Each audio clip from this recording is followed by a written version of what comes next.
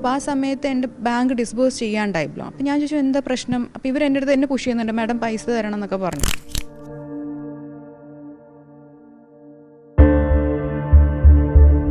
പുള്ളിക്കാരി അടുത്ത് ചോദിച്ചു, പുള്ളിക്കാരി പറഞ്ഞു മാഡം അങ്ങനെയൊക്കെ ആണെങ്കിൽ ക്യാൻസൽ ചെയ്ത് പൊക്കോളാൻ പറഞ്ഞു. നമുക്കാകെ നമ്മളാ ഒരു കസ്റ്റമർ റിലേഷൻഷിപ്പ് എന്ന് പറയുന്നത് വളരെ മോശമാണ്, തുറന്നു പറയാലോ.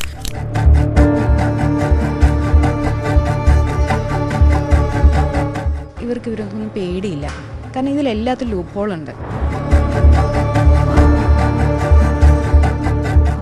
ഓക്കെ, ഇപ്പം നിലവിൽ ആക്ച്വലി ആ പ്രൊജക്റ്റ് എക്സ്പയർഡ് ആണ്. നോട്ട് ഓൺലി ദിസ് പ്രൊജക്റ്റ്, അവർ total 5 projects actually expired status ആണ്. മനഃപൂർവ്വമാണ്. It's a clear case of cheating.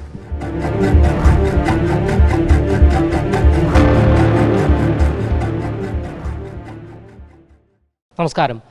തലസ്ഥാനത്ത് വലിയ ഫ്ലാറ്റ് തട്ടിപ്പ് നടന്നതായുള്ള വാർത്തയാണ് ഇപ്പോൾ പുറത്തു വരുന്നത്. മലയാളികളുടെ ഏറ്റവും വലിയൊരു സ്വപ്നം എന്ന് പറയുന്നത് ഒരു വീടാണ്. ആ വീട് യാഥാർത്ഥ്യമായില്ലെങ്കിൽ നമ്മൾ എന്ത് ചെയ്യും? ഇവിടെ തിരുവനന്തപുരം സ്വദേശിനിയായ ദിവ്യ ബാലു എന്ന IT പ്രൊഫഷണൽ സാൻഡ് റോയൽ ബിൽഡേഴ്സിന് 20 ലക്ഷം രൂപയാണ് ഫ്ലാറ്റിനായി നൽകിയത്. എന്നാൽ ഈ ഫ്ലാറ്റ് യാഥാർത്ഥ്യമായില്ല, ഈ ഫ്ലാറ്റ് ലഭിച്ചില്ല. ദിവ്യയ്ക്ക് എന്നാൽ ലഭിച്ചത് കൊടിയ വഞ്ചനയും വർഷങ്ങളായുള്ള നിയമ പോരാട്ടവുമാണ്. ഈ ദിവ്യ തന്നെ ഇപ്പോൾ മറുനാടനോട് പ്രതികരിക്കുകയാണ്. എന്താണ് ഈ ഒരു ഫ്ലാറ്റ് തട്ടിപ്പുമായി ബന്ധപ്പെട്ട് സംഭവിച്ചത് എന്ന് വിശദീകരിക്കുകയാണ്. ദിവ്യ, ഈ ഫ്ലാറ്റ് തിരഞ്ഞെടുക്കുന്നത് എങ്ങനെയാണ്? അതുകൂടാതെ ഈ ഒരു എഗ്രിമെൻ്റ് എങ്ങനെയാണ് വെക്കുന്നത് നിങ്ങൾ? ഞാൻ ആക്ച്വലി അന്ന് ഫസ്റ്റ് ഇൻഫോ പാർക്കിലായിരുന്നു വർക്ക് ചെയ്തുകൊണ്ടിരുന്നത്. അപ്പോൾ ഞാൻ ഇടയ്ക്ക് എനിക്ക് ജോബ് ചേഞ്ച് വന്നുകൊണ്ട് ഞാൻ ട്രിവാൻഡ്രം ടെക്നോ പാർക്കിലേക്ക് മാറിയിരുന്നു. അപ്പോൾ എന്തായാലും ഇവിടേക്ക് റീലൊക്കേറ്റ് ചെയ്യാന്നുള്ള രീതിയിൽ അപ്പോൾ 2020 സമയത്ത് നമ്മൾ ചിന്തിക്കാൻ തുടങ്ങി, നോക്കണം എന്നൊക്കെ. അപ്പോൾ 2021 ആയ സമയത്ത് ഐ തിങ്ക് 2020 ലാസ്റ്റ് ഞാൻ നോക്കി തുടങ്ങിയായിരുന്നു. അപ്പോഴാണ് OLXലാണ് ഞാനിത് കണ്ടത്. ഇങ്ങനെ സാൻഡ് റോയൽ, കാരണം ലോ ബഡ്ജറ്റ് ആയിരുന്നു, നമുക്കധികം പൈസ അധികം ഇല്ല. അപ്പം കുഴപ്പമില്ല, മിഡിൽ ക്ലാസ്സിന് പറ്റിയതാണെന്ന് കരുതി ഞാൻ നോക്കി. അപ്പോൾ അവിടെ രാംകുമാർ എന്ന് പറയുന്നൊരു എക്സിക്യൂട്ടീവ് ഉണ്ടായിരുന്നു. പുള്ളീനെയാണ് ഞാൻ ഫസ്റ്റ് കോൺടാക്ട് ചെയ്ത് വയ OLX. അപ്പം പുള്ളി സംസാരിച്ചു, എല്ലാം ഓക്കെ എന്നൊക്കെ പറഞ്ഞു. എൻ്റെ അടുത്ത് ആദ്യം പുള്ളി പറഞ്ഞത് ജൂലൈ 2022 കംപ്ലീഷൻ ആവും എന്ന് പറഞ്ഞുള്ള രീതിയിലാണ് എന്നോട് പറഞ്ഞത് വേർബലി. ഞാൻ പറഞ്ഞു ഓക്കെ ഫൈൻ. എന്നിട്ട് പുള്ളി പറഞ്ഞു എന്നാലും മാഡം ജൂലൈ മാക്സിമം ഡിസംബർ 2022 വരെ എടുക്കത്തുള്ളൂ എന്നുള്ള രീതിയിൽ. അപ്പോൾ ഞാൻ കൺവിൻസ് ആയി, ബിക്കോസ് ആ സമയത്ത് കൊറോണ കഴിഞ്ഞില്ല. അപ്പോൾ മേ ബി പോട്ടെ, നമുക്ക് അറിയാം ചിലപ്പോൾ ലേറ്റ് ആയാലും ഒരു കൂടിപ്പോയി 6 months എടുക്കും. അപ്പോൾ ശരിയെന്ന് പറഞ്ഞ് ഞാൻ അങ്ങനെ ശരി അങ്ങനെ നമ്മൾ അന്ന് ജാനുവരി തന്നെ 50,000 rupees ബുക്കിംഗ് എമൗണ്ട് കൊടുത്തു. അതിനുശേഷം ആ വർഷം തന്നെ 2021 ജാനുവരിയിലാണ് ബുക്കിംഗ് കൊടുത്തത്. പിന്നെ മെയ് ആകുമ്പോഴേക്കും ഞാൻ ബാക്കി 7 lakhs കൂടെ അൺഡിവൈഡഡ് ലാൻഡ് ഷെയർ ഉണ്ട്, അപ്പോൾ അത് രജിസ്റ്റർ ചെയ്യാൻ വേണ്ടി 7 ലക്ഷം കൊടുത്തു. കാരണം നമുക്ക് ലോണാണ് ആവശ്യം. അപ്പോൾ ലോൺ ചെയ്യണമെന്നുണ്ടെങ്കിൽ ഇത് നമുക്ക് രജിസ്റ്റർ ചെയ്ത് കിട്ടണം, എഗ്രിമെൻറ്റ് രജിസ്റ്റർ ചെയ്യണം. അപ്പം അതങ്ങനെ നമ്മൾ ചെയ്തു. ലോൺ ഇവർ ICICI അപ്രൂവ്ഡ് എന്നും പറഞ്ഞിട്ടായിരുന്നു പറഞ്ഞിരുന്നത്. അപ്പോൾ ഞാൻ ശരി എല്ലാ ബാങ്കും അപ്രൂവ്ഡ് ആണല്ലോ എന്നുള്ള രീതിയിൽ പറഞ്ഞു. അപ്പം ആദ്യം എൻ്റെ അടുത്ത് HDFCയിൽ ഞാൻ കോണ്ടാക്ട് ചെയ്തിരുന്നു, കാരണം എനിക്കൊരു ഇൻട്രസ്റ്റ് കുറവ് കിട്ടുമെന്ന് അറിയാൻ വേണ്ടിയിട്ടേ. അപ്പോൾ അവർ പറഞ്ഞു അവർ ഈ ബിൽഡേഴ്സിന് കൊടുക്കത്തില്ല, അവർ ഡിഫോൾട്ടാണെന്നുള്ളത് എൻ്റെ അടുത്ത് 2021 പറഞ്ഞു. പക്ഷെ ഞാനത് എനിക്കറിയില്ല. അപ്പോൾ ഞാൻ എന്നിട്ട് ഇവരെ തന്നെ ചോദിച്ചു എന്തുകൊണ്ട് HDFCയിൽ നിങ്ങൾ ലോൺ തരാത്തത്. അപ്പോൾ അവർ പറഞ്ഞു പേഴ്സണൽ എന്തോ ഒരു ഇഷ്യൂ ഉണ്ട്, അതുകൊണ്ടാണ് മാനേജറുമായിട്ട് മാഡം എന്നൊക്കെ പറഞ്ഞു. അന്ന് എന്നോട് അവർ അങ്ങനെയാണ് പറഞ്ഞത്, എനിക്ക് സത്യാവസ്ഥ അറിയില്ല. പിന്നെ ഞാൻ ഇവർ പറഞ്ഞ പോലെ ICICI ഓൾറെഡി അപ്രൂവ്ഡ് ആണല്ലോ, എന്നാൽ പിന്നെ ശരി പലിശ അങ്ങനെയെങ്കിലും ആയിക്കോട്ടെ, നമുക്ക് പരിപാടി വേഗം തീർക്കാമെന്നും പറഞ്ഞ് ഞാൻ ചെയ്തു. അവിടെ ലോൺ ഡിസ്ബേഴ്സ് ചെയ്യാനൊക്കെ തുടങ്ങിയായിരുന്നു. അങ്ങനെ ഏറെക്കുറെ ഒരു 2022 ആണ് സമയത്ത് എൻ്റെ ലോണ് ബീൻ കറക്റ്റായിട്ട് അടയ്ക്കുന്നുണ്ടെങ്കിലും ബാങ്ക് ഡിസ്ബേഴ്സ് ചെയ്യാത്തൊരു സിറ്റുവേഷൻ വന്നു. നോർമലി എങ്ങനെയാണെന്ന് വെച്ചാൽ ഇവർ ഓരോ സ്റ്റേജ് കഴിയുമ്പോഴും നമുക്ക് ഇവർ റിക്വസ്റ്റ് തരും, I have to request the bank ഇങ്ങനെ എത്ര എമൗണ്ട് ഡിസ്ബേഴ്സ് ചെയ്യണമെന്ന് പറഞ്ഞിട്ട്. അപ്പം ഞാൻ 2022 തോന്നണു, അതെ.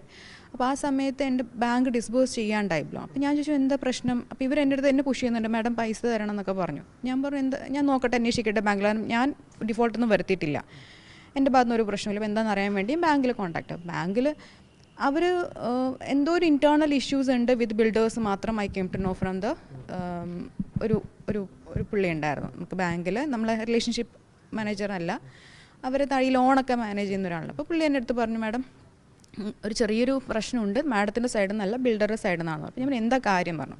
അപ്പം അത് ഇൻഫോർമലി അറിയില്ല, നമുക്കത് അറിയില്ല. അപ്പം ഞാൻ ശരി fine, please get me on an email.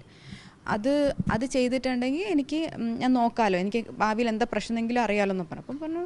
പിന്നെ ഒത്തിരി ഞാൻ ഒരു പുറകെ നടന്ന അവസാനം അവർ മറ്റേ ഒരു മെയിലിട്ടു, like they are slow with the progress എന്നൊക്കെ പറഞ്ഞിട്ട് ബാങ്ക് ഇട്ടു.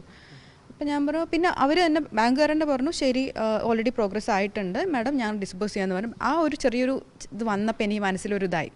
കാരണം നമ്മൾ ബാങ്കിനെ വിശ്വസിച്ചാണ്, നമുക്ക് എപ്പോഴും സാധാരണക്കാർക്ക് ബാങ്കുകൾ അപ്രൂവ്ഡ് ആണെന്നുണ്ടെങ്കിൽ വി ആർ ആക്ച്വലി കോൺഫിഡൻറ്റ്. അപ്പോൾ പക്ഷേങ്കിൽ അതും കഴിഞ്ഞ് കുറച്ച് കഴിഞ്ഞപ്പോൾ എനിക്ക് മനസ്സിലൊരു തോന്നിയപ്പോൾ ഞാൻ പറഞ്ഞു, അവിടുത്തെ പവിത്ര എന്നൊരു പുള്ളിക്കാരിയുണ്ട്, റിലേഷൻഷിപ്പ് മാനേജർ അവിടുത്തെ CRM പറഞ്ഞത് സാൻഡ്രോയിലിൻ്റെ CRMൻ്റെ അങ്ങനെ അതിൽ വർക്ക് ചെയ്യുന്നൊരു പുള്ളിക്കാരി അടുത്ത് ചോദിച്ചു. പുള്ളിക്കാരി പറഞ്ഞു മാഡം അങ്ങനെയൊക്കെ ആണെങ്കിൽ ക്യാൻസൽ ചെയ്ത് പൊക്കോളാൻ പറഞ്ഞു. സംശയമുണ്ട് പറഞ്ഞപ്പോൾ ഞാൻ എനിക്ക് ക്യാൻസൽ ചെയ്യാനല്ല ഞാൻ നോക്കുന്നത്, എനിക്ക് ഐ നീഡ് എ ഹോം എന്ന് പറഞ്ഞു. അപ്പോൾ പുള്ളിക്കാരി പറഞ്ഞു ഒരു ഒഴിവുകൾ പറഞ്ഞു. ഞാൻ ശരി എന്തായിക്കോട്ടെ ഞാൻ പറഞ്ഞ് ശരി അങ്ങനെ ഇതൊക്കെ വെയിറ്റ് ചെയ്യുക. അതിനിടയിൽ 2023 ബിഗിനിങ്ങിൽ വരെ നമ്മൾ എമൗണ്ട് ഡിസ്ബേഴ്സ് ചെയ്തു. പിന്നെ പ്രശ്നം എന്താ വെച്ചാൽ പിന്നെ പ്രോഗ്രസ് ഒന്നും നടക്കുന്നില്ല. അതിന് ഇടയിൽ നിങ്ങൾ കംപ്ലൈൻറ്റ് കൊടുത്തു? എവിടെയും ഇല്ല, 2023 വരെ നമ്മൾ കൊടുത്തില്ല. കാരണം നമ്മൾ അതിനിടയിൽ ഞാൻ അറിഞ്ഞു, കാരണം 2022 ഡിസംബറിലായിരുന്നു ഹാൻഡ് ഓവർ. അപ്പോൾ ഞാൻ ആക്ച്വലി ചെക്ക് ചെയ്യുന്നുണ്ട് സ്റ്റാറ്റസ് എന്തായെന്ന്. അപ്പോൾ അവരൊന്നും പറയുന്നില്ല, മാഡം എല്ലാം കിട്ടും എന്നൊക്കെ പറഞ്ഞു വേറൊരാൾ അതിനകത്ത് തന്നെ. ഓരോരുത്തരും ഓരോ വിധത്തിലാണ് പറയുന്നത്. അപ്പോൾ ശരി നമുക്ക് നോക്കാമെന്ന് പറഞ്ഞു. ഞാൻ അപ്പോഴാണ് റെരയുടെ സൈറ്റ് ആക്ച്വലി എടുത്ത് നോക്കിയത്. റെരയ്ക്ക് real estate regulatory authority site നോക്കി ഇവർ കംപ്ലീഷൻ ഡേറ്റ് മാറ്റി 2023 ആയിരിക്കുന്നു, ജൂലൈ മാറ്റിയെന്ന് പറയാൻ കാരണം വെച്ചാൽ എൻ്റെ അഗ്രിമെൻറ്റിൽ 2022 ആയിരുന്നു. അപ്പം ഞാൻ ചോദിച്ചു ഇത് നമ്മളത് പറഞ്ഞില്ലല്ലോ, എന്താ ഇങ്ങനെ പറഞ്ഞേ, എന്നാൽ വൈകണി നമ്മളോട് പറയണ്ടേന്ന് ചോദിച്ചു. അപ്പോൾ ഒന്നും പറഞ്ഞിട്ടൊന്നുമില്ല. അപ്പോൾ ഞാൻ ഇവരോട് വീണ്ടും വിളിച്ചു ചോദിച്ചു. അപ്പോൾ അല്ല മാഡം അത് അങ്ങനെ ഇട്ടുന്നേ ഉള്ളൂ എന്നൊക്കെ പറഞ്ഞ് വേഗം ആവും എന്നൊക്കെ പറഞ്ഞ് പിന്നെയും നമ്മൾ ഉണ്ടായിരുന്നു. പിന്നെ അതിനിടയ്ക്ക് എനിക്ക് ഇത്തിരി പേഴ്സണലി കുറച്ച് എൻ്റെ പാരൻസിന് ഇത്തിരി വയ്യാതൊക്കെ ആയി. അപ്പോൾ എനിക്ക് ആ സമയത്ത് കുറച്ചും കൂടി വീടൊരു ആവശ്യമായിരുന്നു. ബിക്കോസ് ആ സമയമാകുമ്പോഴേക്കും എൻ്റെ ഓഫീസിൽ എനിക്ക് റിട്ടേൺ ടു ഓഫീസൊക്കെ വിളിക്കാൻ തുടങ്ങി. അപ്പോൾ ഐ ഹാഡ് ടു ഇവിടെ വരണം പോകണം അങ്ങനെയൊക്കെ. അപ്പോൾ ഒത്തിരി യാത്രയൊക്കെ ആയി. അതിനിടയിൽ അമ്മയ്ക്കും ഇത്തിരി വയ്യാണ്ടായി. ആ സമയമായപ്പോൾ ഞാൻ ഇവരെ ഒന്നും കൂടി വിളിച്ചു പറഞ്ഞു എനിക്കിത് എത്രയും പെട്ടെന്ന് കിട്ടണം, നിങ്ങൾ എന്താ പറയുന്നത്. 2023 അവസാനം ആകുമ്പോഴേക്കും ഞാൻ പറഞ്ഞു തുടങ്ങി. ജൂൺ ജൂലൈയിലൊക്കെ വിളിക്കും, പക്ഷെ ആൾക്കാരൊന്നും എല്ലാം ഒരു ഒഴിവൊഴി പോലെ പറയും. പിന്നെ അവസാനം ഞാൻ ഇത്തിരി അവരുടെ അടുത്ത് കറക്റ്റായിട്ട് ഞാൻ മെയിലിടാൻ പറഞ്ഞു. അപ്പോൾ എനിക്ക് ഇങ്ങനെ പോയി ശരിയാവില്ല, ഇതെൻ്റെ പൈസയാണ്, ഞാൻ വെറുതെ വാടകയും കൊടുത്ത് ഇവിടെ ഞാൻ കൊച്ചിയിലായിരുന്നു താമസം. അപ്പം വാടക വന്ന് ഇരിക്കുവാണ്, എനിക്ക് ഇത്രയും വന്ന് പോകാൻ തന്നെ എനിക്ക് ഇത്രയും എന്നെ കൊണ്ട് ഒക്കത്തില്ല, എനിക്കതുമല്ല എനിക്ക് അവിടെ എൻ്റെ പാരൻസിനെയും കൂടെ അവിടെ വരണം എന്നുള്ള രീതിയിൽ തന്നെ ഞാൻ പറയുകയും ചെയ്തു. എന്നിട്ട് അവിടെ നിന്ന് മെയിൽ എന്ത് പറഞ്ഞാലും ഒരു മെയിൽ ഇടത്തില്ല. ബിക്കോസ് എനിക്ക് എന്തുകൊണ്ടാണെന്ന് എനിക്കറിയില്ല. ഞാൻ എന്നിട്ട് തൃശ്ശൂർ ഓഫീസിലൊക്കെ വിളിച്ച് ചോദിച്ചു എന്തായെന്നൊക്കെ. അപ്പോൾ അവർ പറഞ്ഞു മാഡം ഞങ്ങൾ മെയിൽ ഇടിയിക്കാം എന്നൊക്കെ പറഞ്ഞ് പിന്നെയും ഒത്തിരി ഡിലേ ചെയ്തിട്ടാണ് അവർ ആക്ച്വലി മെയിൽ ഇട്ടു, ലൈക്ക് ഏപ്രിൽ 2024 തരാമെന്ന് പറഞ്ഞിട്ട്. എന്നിട്ട് പിന്നെ ഞാൻ ഭയങ്കര ഫോളോ അപ്പ് ആയിരുന്നു, ലൈക്ക് എന്തായി സ്റ്റാറ്റസ് എന്തായി ചോദിച്ചപ്പോൾ അവർ നോ ചേഞ്ച് മാഡം. ഞാൻ പറഞ്ഞു ചേഞ്ച് എന്തെങ്കിലും ഡേറ്റ് ചേഞ്ച് ചെയ്യണോ? അപ്പോൾ ഇല്ല മാഡം, അനീഷ് എന്നാണ് പേര് CRMൻ്റെ. അപ്പം എന്നിട്ട് അപ്പോൾ ഞാൻ ശരി നമ്മൾ നോക്കിക്കൊണ്ടിരിക്കും, ഇങ്ങോട്ട് വന്നിട്ടില്ല, ഞാൻ അവിടെ തന്നെ ആയിരുന്നു. അപ്പം പുള്ളി ഞാൻ ഒരു ഇടയ്ക്ക് വന്നിട്ട് എനിക്ക് സംശയം തോന്നി. അപ്പോൾ ഞാൻ ലിഫ്റ്റിൻ്റെ പണി കഴിഞ്ഞാൽ ചോദിച്ചു. അപ്പോൾ പറഞ്ഞു അപ്പം പിന്നെ പുള്ളി ഇത്തിരി ഉരുണ്ടളി. അപ്പോൾ ഞാൻ പറഞ്ഞു അപ്പോൾ പറഞ്ഞു ഇല്ല എന്നുള്ളത്. അപ്പോൾ ഞാൻ പറഞ്ഞു അപ്പോൾ നിങ്ങൾ ഏപ്രിൽ തരാൻ ഉദ്ദേശം ഇല്ലേന്ന് ചോദിച്ചു. അപ്പോൾ പറഞ്ഞു മാഡം അങ്ങനെയല്ല ഇങ്ങനെയല്ല എന്നൊക്കെ പറഞ്ഞു. പിന്നെ ഞാൻ പറഞ്ഞു ഇങ്ങനെയാണെങ്കിൽ ശരിയാവില്ല, ഞാൻ I am going for cancellation, എനിക്ക് വീടാണ് ആവശ്യം, അല്ലാതെ എനിക്കൊരു ഇൻവെസ്റ്റ്മെൻറ്റോ അല്ലെങ്കിൽ കാശ് അധികം ഉണ്ടായിട്ട് കൊണ്ട് ഇട്ട് വെച്ചതല്ല, കാശ് ഇല്ലാത്തതുകൊണ്ട് തന്നെ വീടില്ലാത്തതുകൊണ്ട് ഞാൻ വാങ്ങുന്നതെന്ന് പറഞ്ഞു. അവസാനം അത് കഴിഞ്ഞ് ഏപ്രിലിൽ ഞാൻ ക്യാൻസലേഷൻ റിക്വസ്റ്റ് അയച്ച സമയത്തും അവർ റിപ്ലൈ ചെയ്യുന്ന മെയിലൊന്നും നമ്മൾ കൊടുക്കുന്നതൊന്നും വായിക്കാണ്ടാ തോന്നുന്നു.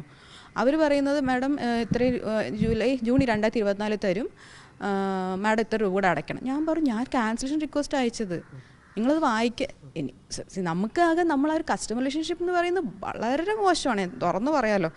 അന്ന് ഈ ഒരു കംപ്ലൈൻറ്റ് കൊടുക്കുന്ന സമയത്ത് ഏകദേശം എത്ര രൂപ അവർക്ക് കൊടുത്തു കഴിഞ്ഞിരുന്നു? അത് ആക്ച്വലി 2023 കൂടി മൊത്തം 19,98,000 രൂപയും പിന്നെ അന്ന് രജിസ്റ്റർ ചെയ്യുന്ന സമയത്ത് വക്കീൽ ഫീസ് ഒരു 5,500 എന്തോ കൊടുത്തിരുന്നു. ഇത്രയും രൂപ ഏറെക്കുറെ 2 ലക്ഷം 20 ലക്ഷം പോയി. അത് കൊടുത്തിരുന്നു. അപ്പം ഞാൻ പിന്നെ ഇവർ ജൂൺ 2024 പറഞ്ഞപ്പോൾ എനിക്ക് മനസ്സിലായി. പിന്നെ ഞാൻ ലീഗൽ നോട്ടീസ് അയച്ചു, ഏപ്രിൽ ലീഗൽ നോട്ടീസ് അയച്ചിരുന്നു. അവരൊരു യാതൊരു റെസ്പോൺസും തന്നില്ല. കാരണം എനിക്ക് പൈസ റീഫണ്ട് വെച്ചപ്പോൾ അവർ പറഞ്ഞു അത് സൗകര്യം പോലെ തരാൻ പറ്റുള്ളൂ എന്നുള്ള രീതിയിലൊക്കെ ആയിരുന്നു ആദ്യം. അപ്പോൾ ഞാൻ പിന്നെ ലീഗൽ നോട്ടീസ് അയച്ചു. കാരണം നമുക്ക് പേപ്പറിൽ പ്രൂഫ് വേണം, അല്ലെങ്കിൽ പിന്നെ 2-3 കൊല്ലം എടുത്ത് തന്നെ വൈകും. അപ്പോൾ പിന്നെ ഞാൻ അത് ലീഗൽ നോട്ടീസ് റെസ്പോണ്ട് ചെയ്യാനപ്പോൾ ഞാൻ റെരയിൽ തന്നെ കംപ്ലയിൻറ്റ് രജിസ്റ്റർ ചെയ്തു. ആൻഡ് അതിനുശേഷം കഴിഞ്ഞ ഡിസംബറിൽ എനിക്ക് ഓർഡർ വന്നു റെരയിൽ നിന്ന്, ലൈക്ക് ഫുൾ എമൗണ്ട് റീഫണ്ട് ചെയ്യണം, പ്ലസ് 17.15% പറയണം, നമ്മൾ എപ്പോഴൊക്കെ പേയ്മെൻറ്റ് നടത്തി അത് വെച്ചിട്ട് റീഫണ്ട് ചെയ്യണമെന്ന് പറഞ്ഞിട്ട് റെരയിൽ ഓർഡറും വന്നു. പക്ഷേ എന്നിട്ടും 60 days കഴിഞ്ഞു. കാരണം 60 days ആണ് റെര കൊടുത്തിരിക്കുന്ന അവധി. അപ്പോൾ അതിനുള്ളിലും പൈസ തന്നില്ല. അപ്പോൾ ഞാൻ കഴിഞ്ഞ മാർച്ചിൽ ഞാൻ എക്സിക്യൂഷൻ പെറ്റീഷൻ ഫയൽ ചെയ്തു. പക്ഷേ അതിനും അവർക്ക് യാതൊരുവിധ ഇതും ഇല്ല. ഇപ്പോൾ എക്സിക്യൂഷൻ പെറ്റീഷൻ ഓർഡർ എനിക്ക് കഴിഞ്ഞ 2 ദിവസം മുമ്പ് എനിക്ക് കിട്ടിയിട്ടുണ്ട്. അപ്പോൾ ഇനി അടുത്തത് റവന്യൂ റിക്കവറിക്ക് വേണ്ടി ഇനി പോകണം. അതാണ് ഇനിയുള്ള പ്ലാൻ. പക്ഷേ അതിനിടയിലാണ് ഞാൻ കുറച്ച് കാര്യങ്ങളും കൂടി നമുക്കറിയാം, നമ്മൾ പെട്ടുപോയിക്കാൻ നമ്മൾ കുറേ അന്വേഷിക്കാൻ നടക്കുമല്ലോ. അപ്പോഴാണ് അറിഞ്ഞത് ഇവർ കഴിഞ്ഞ മാർച്ച് മുതൽ തന്നെ ഇവർ ഈ പ്രൊജക്റ്റിൻ്റെ, ഈ സാൻഡ് റോയൽ അഡോണിയ എന്ന് പറയുന്ന പ്രൊജക്റ്റിൻ്റെ സെയിൽ ഡീഡ് ചെയ്ത് തുടങ്ങിയിരുന്നു. വെച്ചാൽ ട്രാൻസ്ഫർ അത് ആക്ച്വലി മുമ്പേ കൊടുത്തിട്ടുണ്ട്. എനിക്കറിയില്ല ലൈക്ക് അങ്ങനെ ചെയ്യാവോ, കാരണം ഒക്യുപ്പൻസി സർട്ടിഫിക്കറ്റ് കിട്ടിയിട്ടില്ല, കംപ്ലീഷൻ സർട്ടിഫിക്കറ്റ് കിട്ടിയിട്ടില്ല, റെര കംപ്ലയിൻ്റ് അല്ല. ഓക്കെ, ഇപ്പോൾ നിലവിൽ ആക്ച്വലി ആ പ്രൊജക്റ്റ് എക്സ്പയർഡ് ആണ്. നോട്ട് ഓൺലി ദിസ് പ്രൊജക്റ്റ്, അവർ total 5 projects actually expired status ആണ്. എന്നുവെച്ചാൽ കംപ്ലീഷൻ ഡേറ്റ് ആവാണ്ടും പലവിധ കംപ്ലയിൻസ് ആവാണ്ടുമാണ് പൊതുവെ അങ്ങനെ വരാറ്.